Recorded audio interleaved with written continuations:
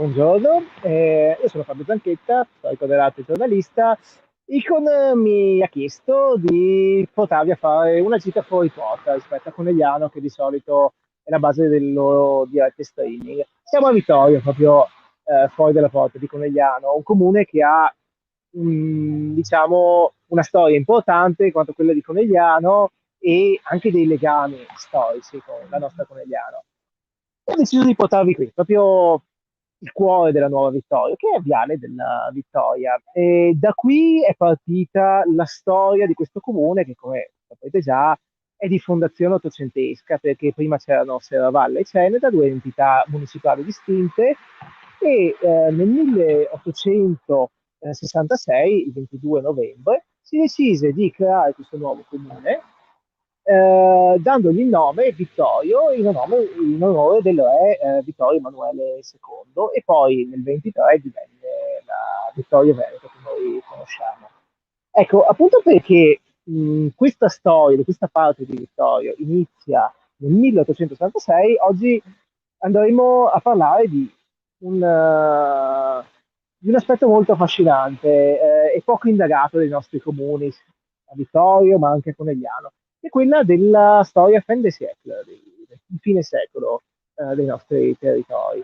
E poi racconteremo la storia di questa via, però prima partiamo con una scultura proprio qui vicino che ci trasmette l'atmosfera di quei tempi. È la scultura che decora il parco al di sotto della stazione. Anche la stazione fa parte di questa storia di fine Ottocento, perché proprio in quegli anni si incominciavano a vedere i primi treni passare. Ecco, questa scultura in bronzo è chiamata Amplexus in Are ed è di Pasquale Alessio Giusti, più conosciuto come Guido Giusti. Allora, quella che vedete qui non è la scultura vera, ma è una copia in bronzo fatta negli anni 2000. Un originale in gesso si trova al Museo del Senedese a Serravalle, in piazza Palazzo Flaminio, che vi consiglio di andare a vedere perché contiene molti tesori della storia vittoriese. Amplexus Inare, dicevo che questa ci dà l'atmosfera proprio di quella che era il sentire dell'epoca.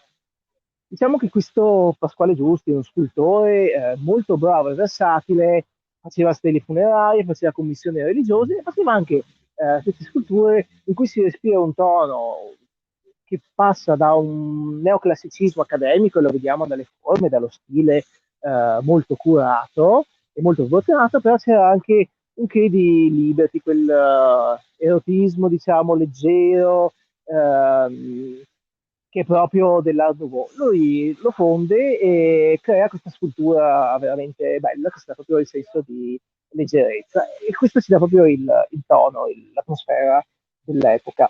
Vi consiglio di andare, ripeto, al Museo del Cenedese, dove c'è proprio una gipsoteca dedicata a Guido Giusti, tra cui altre appunto sculture. Un particolare, questa in bronzo.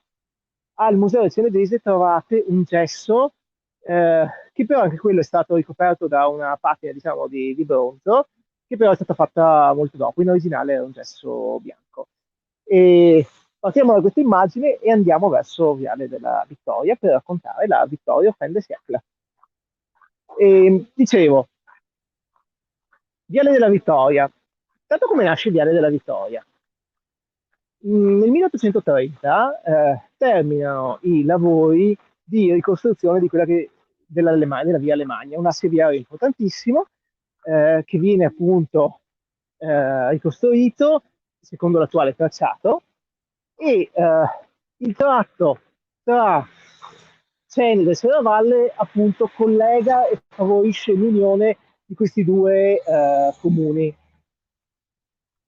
Nel 1866 si sancisce ufficialmente, anche se ci sono delle resistenze di tipo sociale, la creazione del nuovo comune,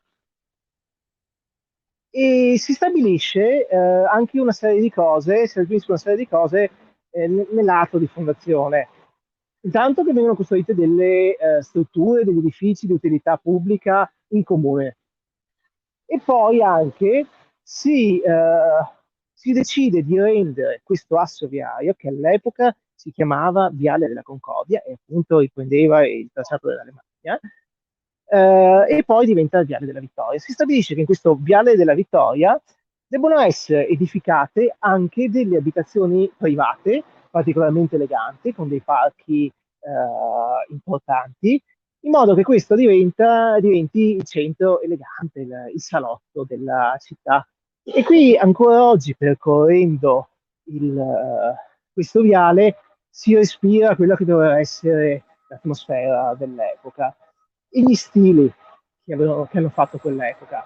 Ecco, siamo qui in questa prima villa che adesso attualmente è in restauro, quindi è abbastanza coperta da un cantiere. Vi suggerisco di venire a rivederla. Questa è Villa Chiggiato, è stata edificata nel 1893 dall'architetto Motta e adesso troviamo anche un punto di vista migliore per vederla, magari spostiamoci proprio in là.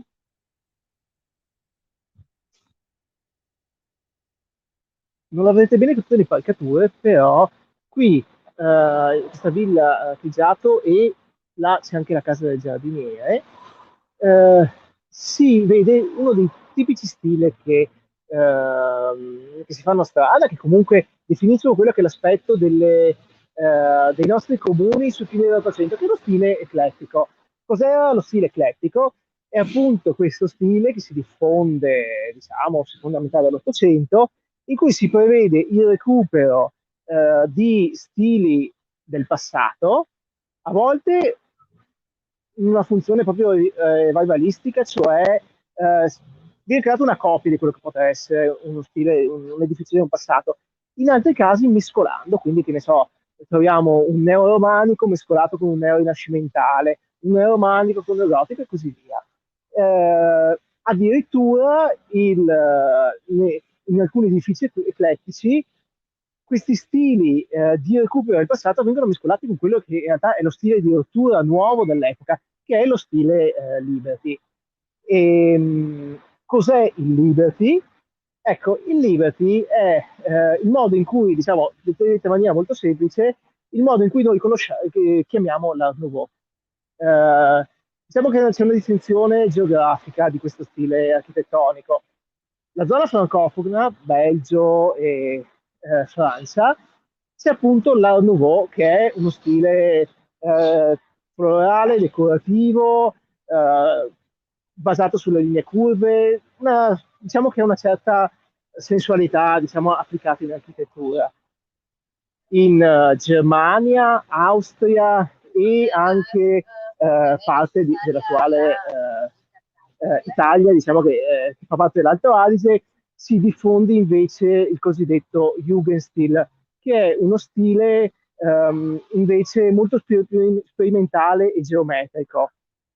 In Italia si diffonde invece il Liberty, che è uno stile che arriva più tardi, è o meno uno stile di rottura, è comunque una novità, però non ha tutta quella sperimentazione che vediamo nella Nouveau e noi di questi. Qua, di fronte a me, c'è un'altra delle ville che vengono edificate sul Viale della Vittoria. Anche qui, vedete, ci sono proprio di recupero di vecchi stili del passato, c'è questa struttura tipica a castelletto con la torre, queste finestre che recuperano diciamo un gotico un po' morbido, sono parti romaniche. Proseguiamo, Viale della Vittoria.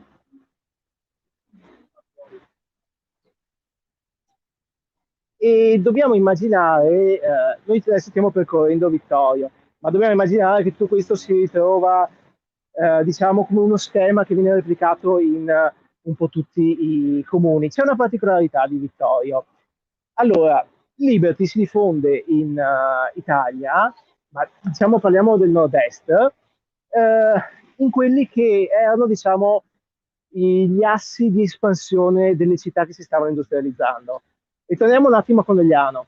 Conegliano, a inizio Novecento c'è un importante processo di industrializzazione, sancito anche dalla costruzione delle fornaci Tommasi, e si crea anche una borghesia nuova che ha soldi, che ha industrie, e nelle parti della città che si stavano crescendo questa borghesia si stabilisce. A Conegliano, per esempio, abbiamo Viale Spedanzone, ex Viale dei Passeggi, che diventa appunto il Viale delle Ville Liberty, e abbiamo Viale 24 Maggio, anche quello viale dove si trovano ancora oggi numerose ville in stile Liberty.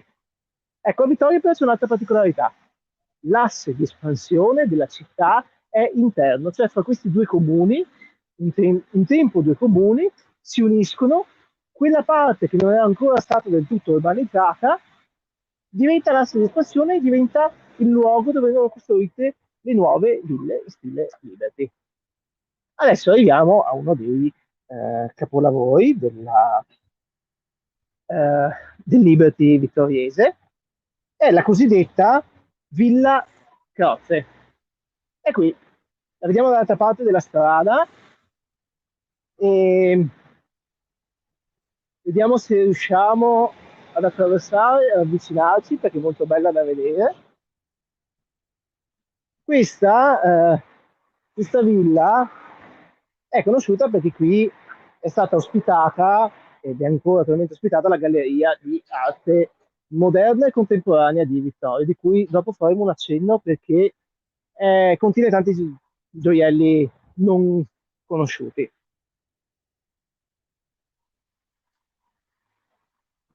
Allora, qua siamo proprio in un ambito veramente liberty. Lo si vede anche da queste decorazioni vegetali, di questi alberi appiattiti, basati tutto su queste decorazioni basate tanto sulla linea, non sulla tridimensionalità. Il Liberty era lo stile della linea. E questo è praticamente il capolavoro del Liberty vittoriese. Qui dicevo, è ospitata la Galleria Civica d'Arte Moderna e Contemporanea di Vittorio. Adesso si chiama così, un tempo si chiamava la collezione Paludetti, perché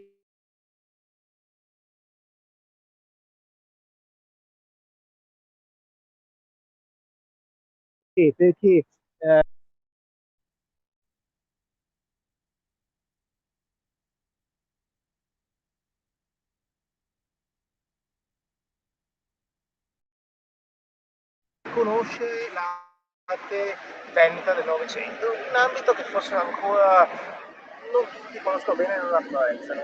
Qui trovate, per esempio, un bellissimo ritratto fatto da Cagnaccio di San Pietro, qui trovate una serie di opere di Vito Canorin, qui trovate dei quadri di Eugenio da Venezia e così via.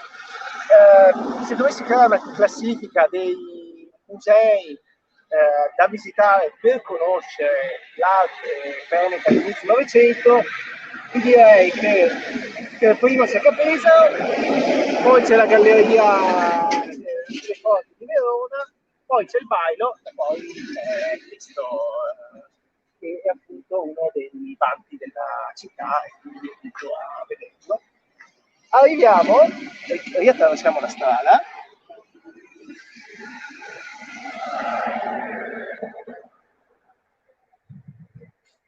Davanti al museo si trova un'altra villa, e si chiama Villa Herrera. Questa però è stata fatta dai fine dell'Ottocento. La galleria che ospita, la villa che ospita il museo civico è inizio Novecento, questa fino all'Ottocento. E qua adesso non è in condizioni ideali, e qua si ispirano molto molto più paesaggistico e chimico, ci sono parti diciamo di ispirazione romantica, e questo è un esempio di tutto quel gusto che si ritrova in questo periodo. Questo è stato un breve escursus, in realtà se voi passeggiate per Vittorio ne trovate tante altre, queste distanze non riusciamo a mostrarle tutte, però io da tanto dell'arte, per chi studia quel periodo storico, invito a guardare e innamorarsi di questi stili che hanno cambiato e creato la città, le città che noi viviamo per come oggi le conosciamo. Liberty, con la sua sensualità e la sua funzione decorativa, lo stile eclettico, con il suo desiderio di recuperare l'antichità e farsi respirare l'atmosfera del passato, e anche tutte le contaminazioni che si sono create nel mezzo, perché insomma è un periodo di sperimentazione e noi siamo partiti da, dicevo, una scultura che era un po' neoclassica e un po' però assorbiva la joie de vivre del Liberty, ed era bello, questo è bello, la voglia di mescolarsi, di sperimentare, di creare cose nuove. Vi saluto e alla prossima.